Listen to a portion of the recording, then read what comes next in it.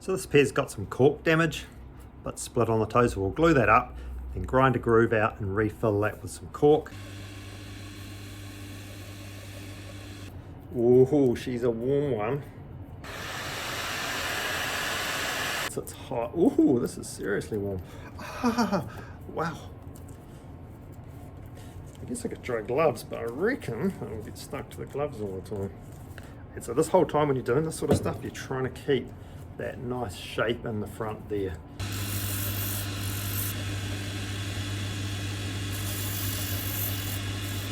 Now that we've got the cork sorted out, we'll pop a coat of glue onto the sandal.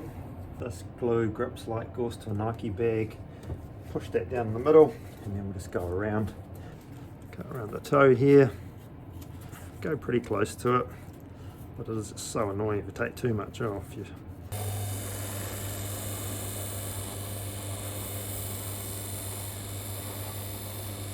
That was a little pour, wasn't it?